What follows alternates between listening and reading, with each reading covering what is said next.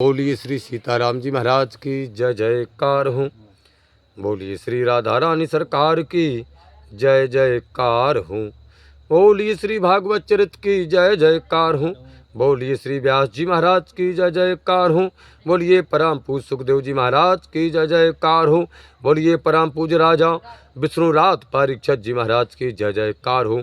बोलिए श्री नैमिषारण्य क्षेत्र की जय जयकार हूँ। बोलिए श्री सूत जी महाराज की जय जयकार हूँ। बोलिए श्री सौनक जी महाराज की जय जयकार हो। बोलिए 88,000 संत महात्माओं की जय जयकार हो। बोलिए मैत्रेय मुनि जी महाराज की जय जयकार हो। बोलिए श्री महात्मा विदुर जी महाराज की जय जयकार हो। बोलिए श्री यमुना मैया की जय जयकार हो। श्री सिद्ध बाबा महाराज की जय जयकार हो। श्री मनसला मैया की जय जयकार हो। श्री पथरी वाले हनुमान जी महाराज की जय जयकार हो। बोलिए श्री खेराप सरकार की जय जयकार हो। बोलिए बाबा गुरु महाराज की जय जयकार हो। श्री सतगुरुदेव भगवान की जय जयकार हो। श्री काका गुरु महाराज की जय जयकार हो। श्री सब गुरु भाइयों की जय जयकार हो। श्री सब शिष्यों की जय जयकार हो। श्री सब संतन की जय जयकार हो। श्री सब भक्तन की जय जयकार हो। अपने अपने माता पिता भाई बंधु गुरु भगवान की जय जयकार हो। चलते हैं श्री भागवत चरित में। परम पूज परम श्रद्धे देवरहा बाबा के चरणों में नमन करते हुए उनके जीवन की जय जयकार बोलते हुए चलते हैं। कथा प्रसंग प्रहलाद का चल रहा है। भाग नंबर 2 में चलते हैं। परम पूज्य देवरहा बाबा कहते हैं कि सुन बोले प्रहलाद पिताजी बोरो न मानो, हम तो जग में भली बात जाको ही जानो। रहे सदा उद्वेग्नो चेत घर दारा धनु में, ताते तज के मोह शवन को जावे बनु में। ताते यह अपनो यह परायो, अवेनो वेश में थ्या तजे। जग की आशा छोड़ के प्रेम सहित प्रभु को भजे। परम पूज्य देवरहा बाबा कहते हैं प्रहलाद ने अपने पिता हिरण्याकश्यप की बात सुनकर के प्रहलाद ने कहा कि पिताजी बुरा ना माने तो मैं कहूं कि यह मन तो और घर स्त्री और धन में लगे रहने पर सदा अशांत ही रहता है। इसलिए इन सब का मोह छोड़कर के वन में चला जाना चाहिए। प्रहलाद जी कहते हैं कि पिताजी यह अपना है और यह दूसरे का है, यह पराया है। इस असत्य धारणा को छोड़ दें और संसार की आशा त्याग करके प्रेम से प्रभु का भजन करना चाहिए। हम तो संसार में, प्रहलाद जी कहते हैं कि हे पिताजी, इसी को सबसे सुंदर बात समझते हैं। आपने पूछा कि सबसे सुंदर बेटा प्रहलाद बताओ कौन सी बात समझते हो। प्रहलाद कहते पिताजी हम तो इसी को समझते हैं सबसे अच्छी सुंदर फलदायक बात।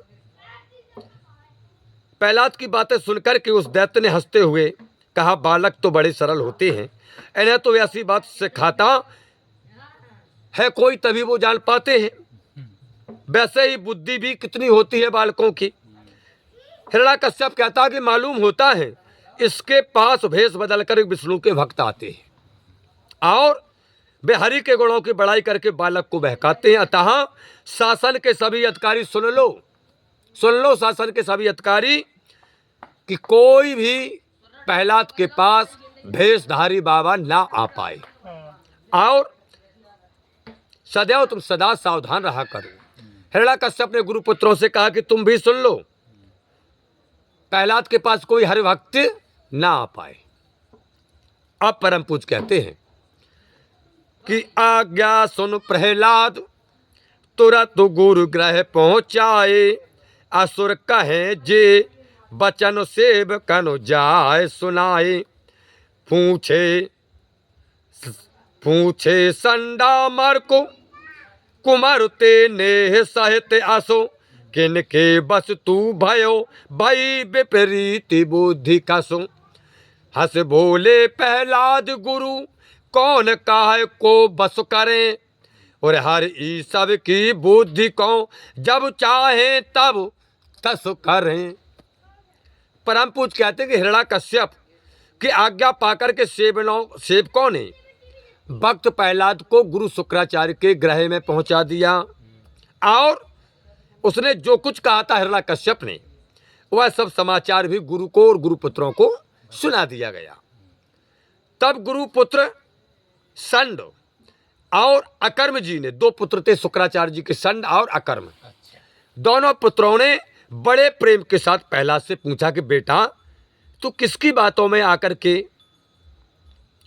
ऐसा करता है, तेरी बुद्धि कैसी बदल गई है। यह सुनकर प्रहलाद ने हंसते हुए कहा कि हे गुरुदेव भगवान, कौन किसको बस में करता है ये तो बताएं आप हमें, कौन किसको बस में करता है। श्री हरि सब प्राणियों की बुद्धि को जब जैसी चाहते हैं वैसी ही कर देते हैं, क्या पूछ रहे हैं आप।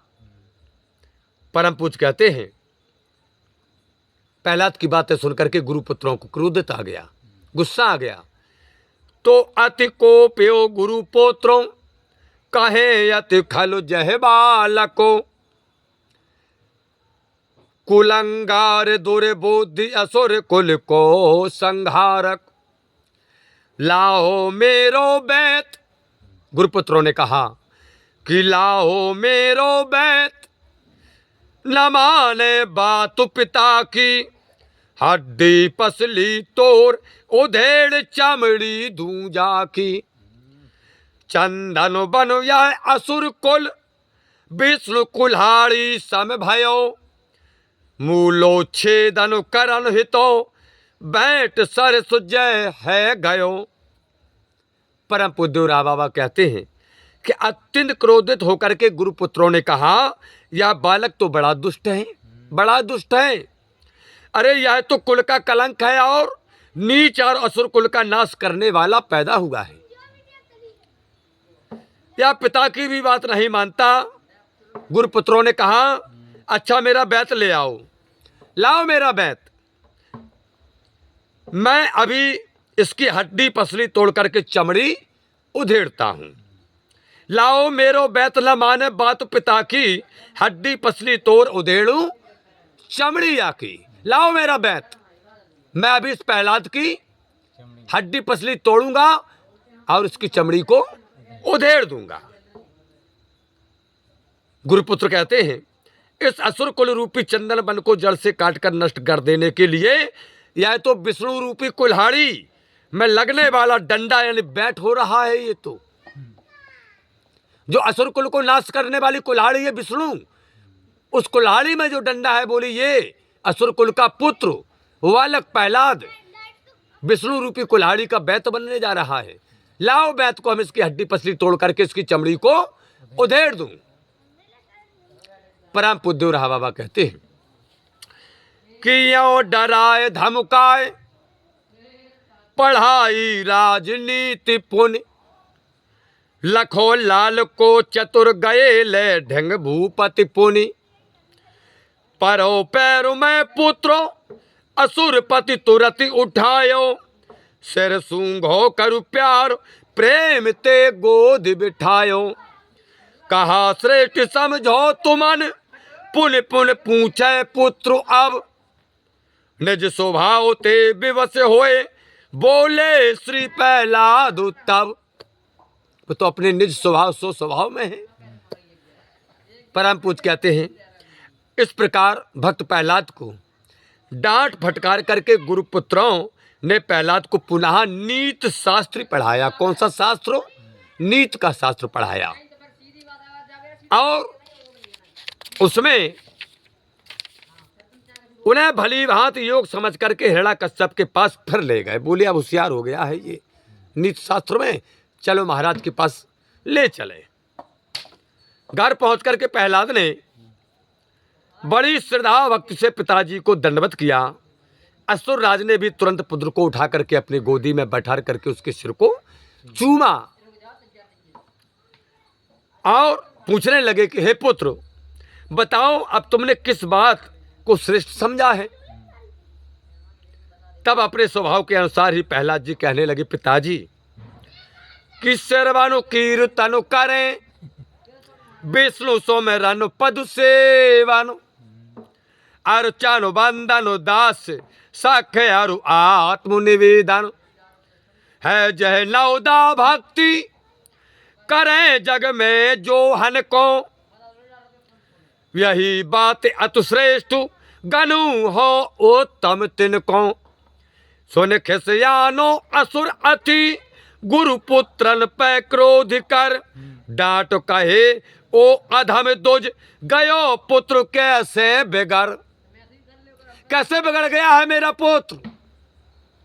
गुरुपुत्रों को डांटते हुए कहता है असुरराज हिरण्यकश्यप। प्रहलाद कहते पिताजी गुस्सा ना माने तो बताएं। भगवान विष्णु की कथा सुने, उनके गुणों का कीर्तन करें, उनका स्मरण करें, उनके चरणों की पूजा, उनकी ही आराधना वंदना निष्कपट भाव से, उनकी दास भक्ति सख्य भक्ति और उनको ही आत्मसमर्पण करें।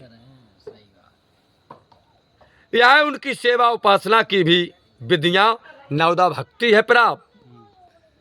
पिताजी भक्त प्रहलाद कहते पिताजी इस संसार में मैं इसी कार्य को सर्वश्रेष्ठ और उसके पालन करने वालों को ही सबसे उत्तम समझता हूँ, इसी बात को सर्वश्रेष्ठ समझता हूँ और इसी बात को जो पालन करता है, इसी बात को लेकर के अपने जीवन को व्यतीत करता है, उसे भी मैं श्रेष्ठ समझता हूँ।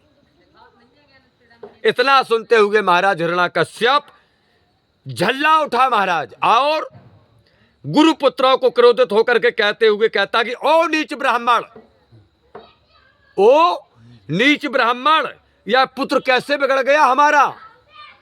परम पूज्य उरहा बाबा कहते हैं कि बोले गुरु के पुत्रों असुरपति कोप न कीजे देवे लख अखो दंडो बातो सबरी सुन कीजे नहीं हम कबहू जाए कृष्ण को नाम सिखायो।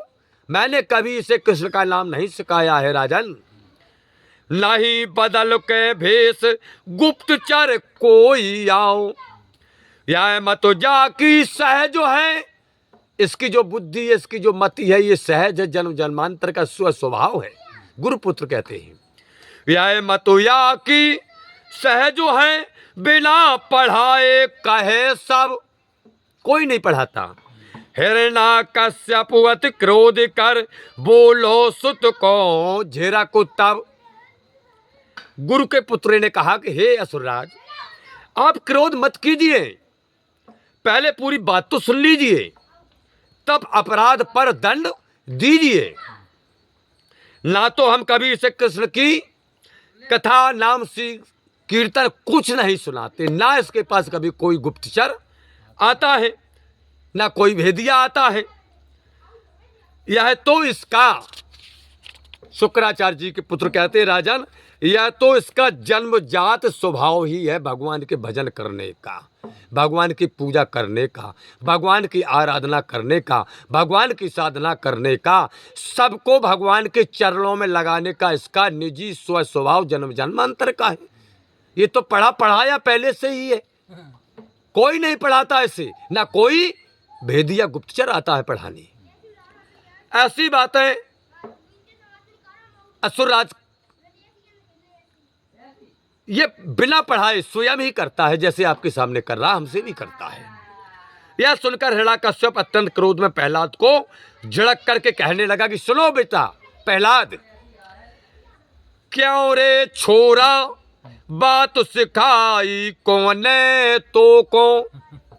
सुन बोले प्रहलाद पिता सिख बे को मोको, विष्णु भक्ति तो नहीं सिखाए ईते आवे, सोई हो भय भक्त कृष्ण जा को अपनावे। तजे न जब तक छल कपट सतसंगत नहीं नित करे, पावे कसु प्रभु भक्ति राज शांतु चरण से रो नहीं धरे। परम पूज दोरहा बाबा कहते हैं कि हिरण्यकश्यप ने कहा प्रहलाद से क्यों रे छोकरे तुझे यह सब बातें किसने सिखाई हैं, बतला जल्दी। प्रहलाद ने कहा, पिताजी मुझे कौन सिखलाएगा, कौन सिखाने वाला है मुझे। भगवान विष्णु की भक्ति सिखलाने से नहीं आती है पिताजी, कहाँ है तुम्हारा दिमाग। भगवान की भक्ति कभी सिखलाए से नहीं आती, कैसे आती है। भगवान भक्त तो वही होता है जिसे वे श्री कृष्ण अपना बना लेते हैं, वही भक्त होता है पिताजी, वही होता है। प्रहलाद कहते, पिताजी जब तक मनुष्य छल कपट छोड़ करके सरल स्वभाव से निरंतर संत संगति नहीं करता, संतों की चरण रज अपने सिर पर नहीं चढ़ाता, तब तक प्रभु की भक्ति कैसे पाएगा। वो नहीं पा पाएगा, बिना संतों के पा ही नहीं सकता है। परम पूज्य कहते हैं, तो कुपित भयो अति असुर, पुत्र पृथ्वी पे पटको, गर्जन करके उठो चर्र सिंहासन चटको, दैत्यन ते यो कहे दुष्ट को मारो मारो, जीव तो खाल खिंचाए चीलगी धन को डारो, सुनते असुर झपटे तुरतो, वज्र हृदय बिकुराल मुखो, छेद अंगन सूलते विविध भात ते देह दुखो। परम पूज्य राह बाबा कहते हैं, यह सुनकर के हिरण्याकश्यप ने अत्यंत क्रोध में प्रहलाद को उठा करके पृथ्वी पर पटक दिया महाराज, और गर्जता हुआ उठ करके खड़ा हो गया। उसके गर्जन से सिंहासन चरमरा उठा। इतनी कर्री गर्जन की हिरण्याकश्यप ने गुस्सा की प्रहलाद पर, उठाते समय पटकते समय कि हिरण्याकश्यप के गर्जन से उसका सिंहासन चूर्ण हो गया। उसने दैत्यों से कहा, अपने राक्षसों से कहा अपने पुत्र के लिए कि इस दुष्ट को मार डालो, अभी मार डालो, मेरे सामने मार डालो, और जीवित ही इसकी खाल और भयंकर, इसकी जीवित ही खाल खिंचवाकर चील और गिद्धों के सामने डाल दी जाए। इतना मारो, इतना मारो। हिरण्याकश्यप कहता है कि मेरे पुत्र प्रहलाद को कैसे ये विष्णु भक्ति है कि इसकी खाल खींच करके इसका मांस चील कौओं गिद्धों को डाल दिया जाए। आदेश कर दिया गया अपने पुत्र प्रहलाद के लिए असुरराज हिरण्याकश्यप के द्वारा। ये है दुष्ट वृत्ति, देखिए आप। इतना सुनते ही वज्र के समान कठोर हृदय भयंकर मुख वाले राक्षस प्रहलाद पर महाराज टूट पड़ते हैं। आज क्या हुआ, ज्यों टूटे और सूल से उनके अंगों को छेदने लगे। भक्त प्रहलाद के अंगों को सूलों से, बल्लम, कांता, इनसे नुकीले अस्त्रों से आज भक्त प्रहलाद के अंगों को छेदन हो रहा है महाराज। क्यों? क्योंकि भगवान का भक्त इसलिए हो रहा है। आज भी देख लिए, जो भगवान के भक्त होते हैं ना, बाणी रूपी सूलों से लोग बाग छेदन करते हैं भक्त के। ऐसी ऐसी बातें करते हैं कि सुनी नहीं जाती हैं महाराज। कौन है ये? हिरण्याकश्यप की औलादें हैं जो भक्तों के लिए, भगवान के पुजारियों के लिए, संत महात्माओं के लिए ऐसी बातें करते हैं। वो हिरण्याकश्यप की औलादें हैं, वंशज हैं।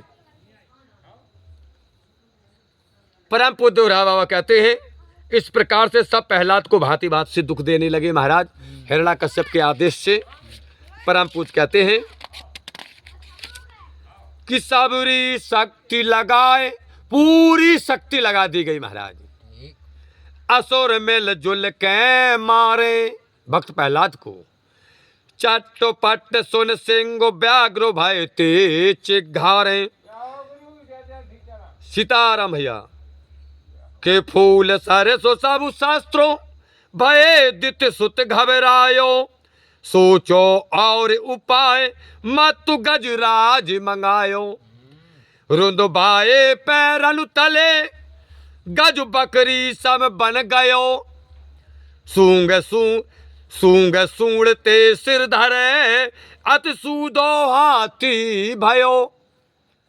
परम पूज्य देव रहा बाबा कहते हैं सभी असुर अपनी सारी शक्ति लगा करके प्रहलाद को मारने लगे महाराज। लेकिन क्या हुआ, उनके शरीर पर पड़ने वाले अस्त्रों शस्त्रों की मार से होने वाले शब्दों को सुनकर सिंह भेड़िया डर के मारे चिल्ला उठे।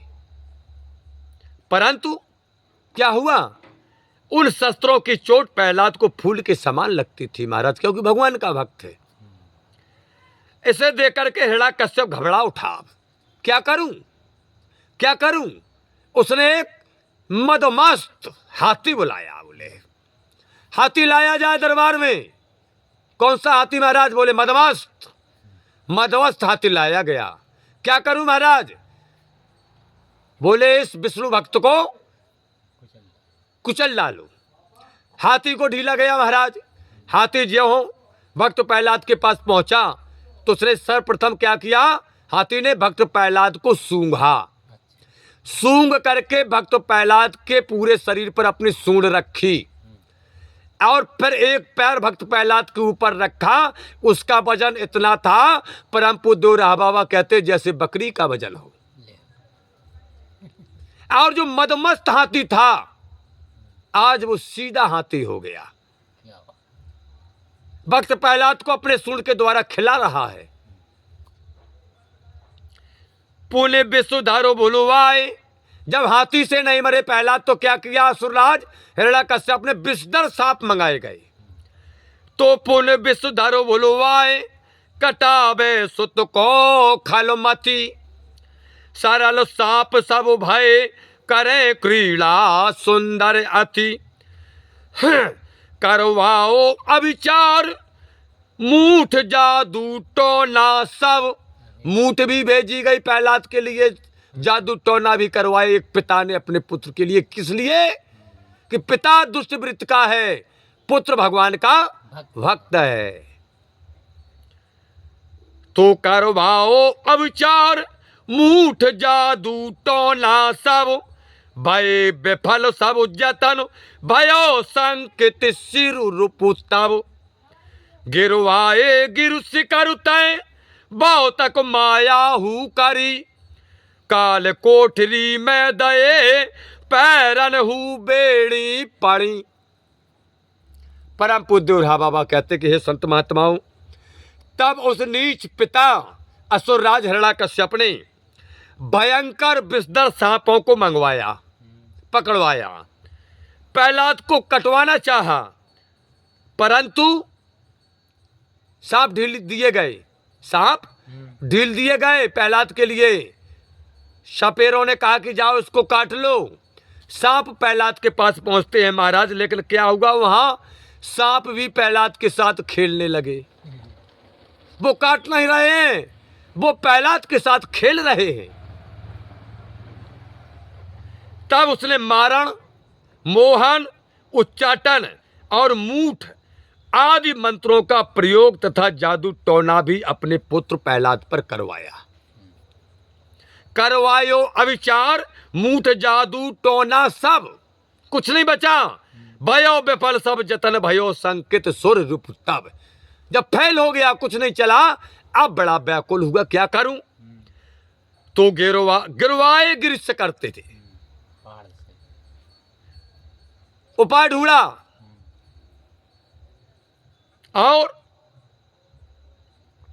फिर उसने प्रहलाद को एक पहाड़ की बहुत ऊंची चोटी से पटवा दिया गया महाराज। अनेक आसुरी माया से भयभीत करवाया गया भक्त प्रहलाद को और अंत में पैरों में बेड़ी डाल करके कारागृह में बंद कर दिया गया। भक्तों के साथ ऐसा ही होता है। परम पूज्य रहा बाबा कहते हैं कि हाला हालो विशुद्धयो, विष भी दिया गया कि हाला हालो विशुद्धयो नहीं कछु भोजन दियो। शीत बात तेत्रा शुद्धयो जल भीतर कियो। होरी लेके अग्नि माहे बेटी मारा बैठी मारन हे तो भय नहीं प्रहलाद तना को हूँ प्रणते विचलितों, सागर में बैठाए के पर्वत ऊपर चुन दयो, मरे नहीं निकुसे तुरात सबरे पर्वतों गिर गए। पुनः क्या किया गया, हिरण्याकश्यप ने भक्त प्रहलाद को भोजन बंद करा करके उन्हें हलाहल मानी जहर, भोजन बंद, मर जाएगा महाराज, बच्चा है, बोले विष दिया जाए, मारना है उसको, देखता हूं इसका विष्णु कब तक बचाता है इसको।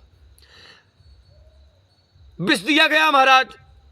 भयंकर सर्दियों में प्रचंड लू में नंगे बदन रखा गया है भक्त प्रहलाद को, और जल में भी फंकवा दिया गया भक्त प्रहलाद को।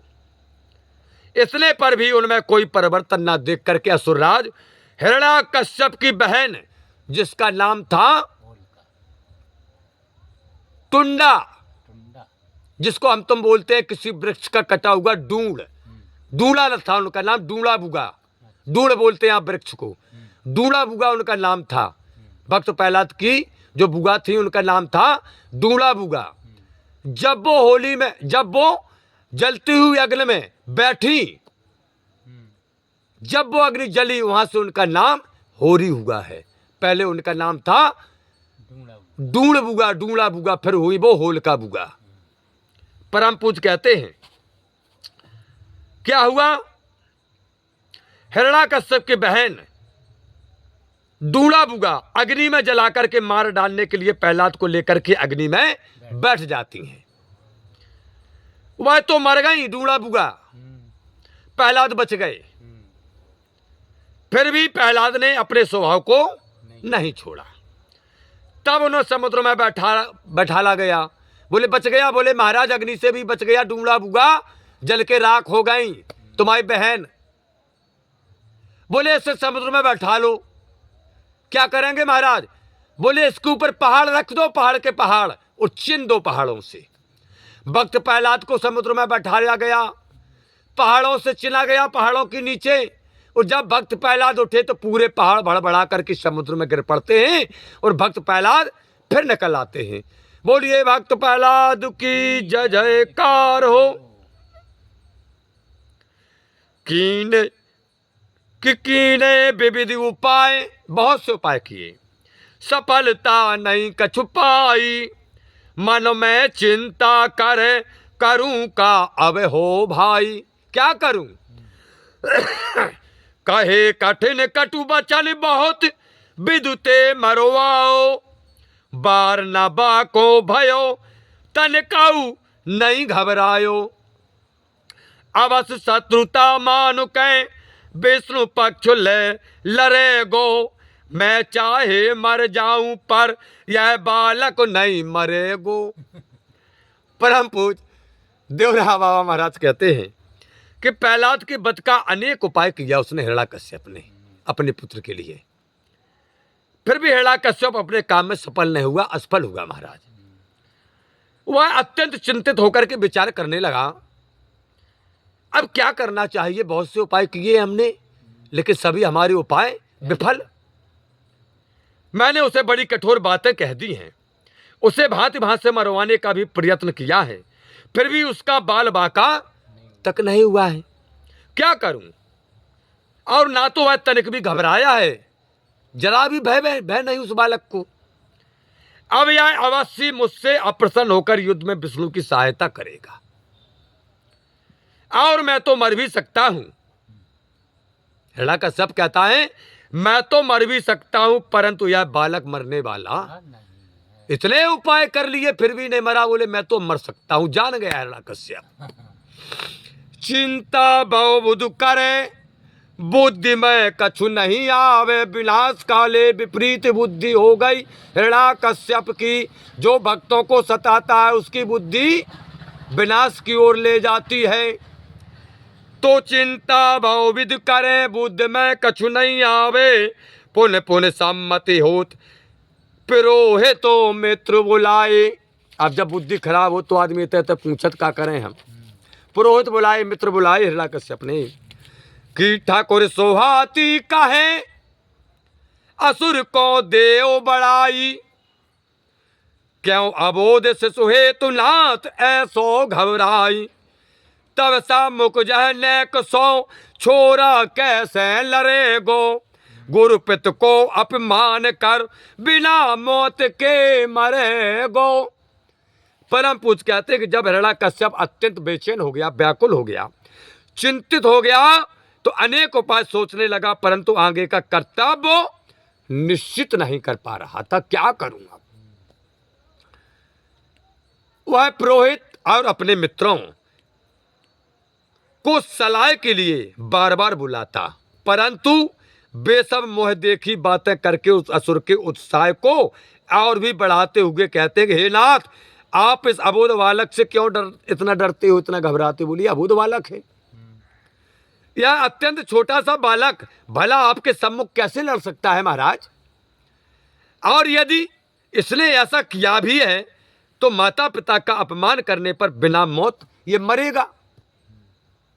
ठकुर सुहाती कहें असुर को देव बड़ाई। जितने भी मित्र आए सब ठकुर सुहाती फुला रहे भाई, अरे महाराज जो बच्चा ने अक्षतमाओं का कर छोकड़ा।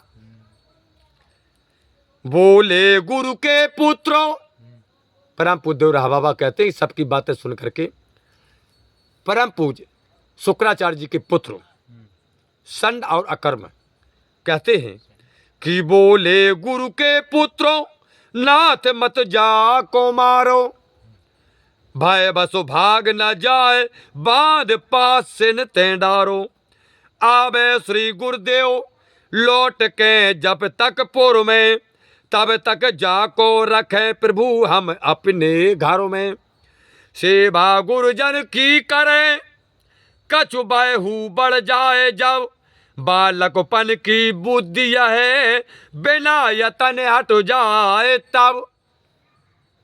गुरुपुत्र ने कहा कि हे राजन, आप इसको मत मारिए, इसे बांध करके रखवाइए जिससे यह कहीं डर के मारे भाग न जाए।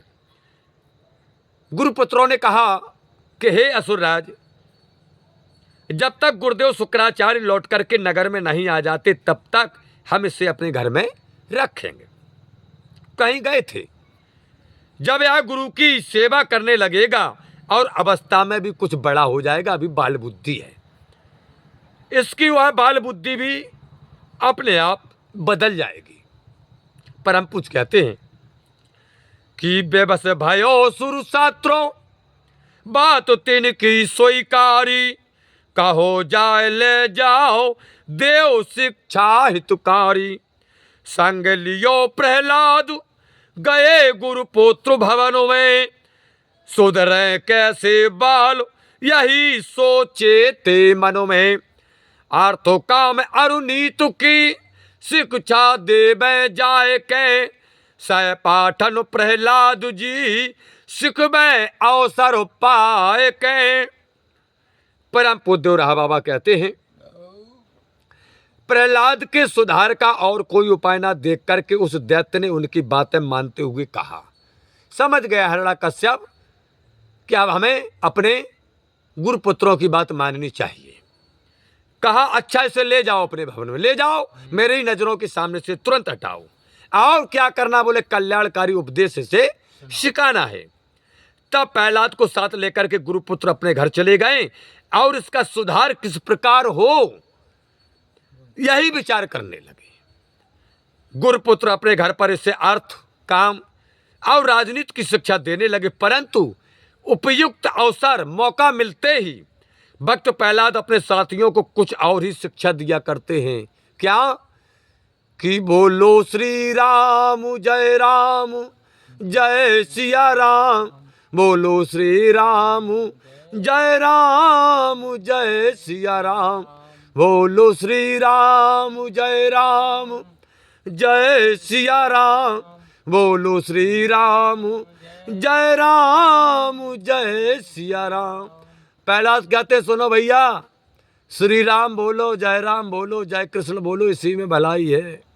मौका पाते अपने सहपाठियों दोस्तों को यही सिखाते हैं। तो इस श्री भागवत चरित के तृतीयाय में पहला चरित नामक 16वां अध्याय समाप्त हुआ। मासिक पारायण 13वें दिवस का विश्राम भी हो गया। ये 13वें दिवस की कथा जब से चल रही है ये, आज 13वें दिन की कथा प्रारंभ हुई समाप्त हुई है। 13वें दिन की, करीब तीसरा महीना चल रहा है और करीब 35 मिनट से लेके 50 मिनट तक प्रतिदिन कथा चलती है इसी प्रकार। तब 13वें दिन की कथा हुई है समापन। 7 दिन में भैया श्रीमद् भागवत की कथा कैसे हमारे व्यास गद्दी पर बैठने वाले विद्वान पूर्ति कर देते हैं, ये तो हमारे समझ से परे है। 3 माह हो गए हैं, मिनिमम 40 मिनट का आप जोड़ लें, कितना समय होता लगता है। चलते हैं कथा का समापन, कल सुनाएंगे। भक्त प्रहलाद का ही चरित्र चल रहा है अभी, तो आज भक्त प्रहलाद के चरित्र का भाग नंबर 2 समाप्त हुआ है।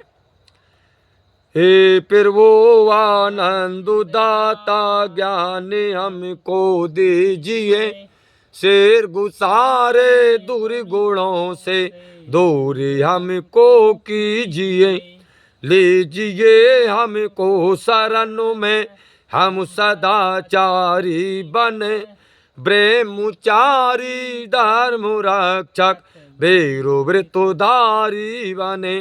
यह कार्य जो मैंने उठाया आप ही के आंसू से, ऐसी कृपा हो नाथ की जो पूर्ण हो बेदासु की। दीनानाथ अनाथ का भला मिला संयोग, यदि आप तारो नहीं तो हंसी करेंगे लोग। लखन सिया रामचंद्र की जय, पवन सुत हनुमान की जय, उमापति महादेव की जय। बोलो भाई सब संतन की जय, बोलो भाई सब भगतन की जय। अपने अपने माता पिता भाई बंधु गुरु भगवान की जय जयकार हो। बोलिए श्री सिद्ध बाबा महाराज की जय जयकार हो। बोलिए श्री मनसला मैया की जय जयकार हो। बोलिए श्री खेरप सरकार की जय जयकार हो। बोलिए परम पूज परम श्रद्धे सतगुरुदेव भगवान की जय जयकार हो।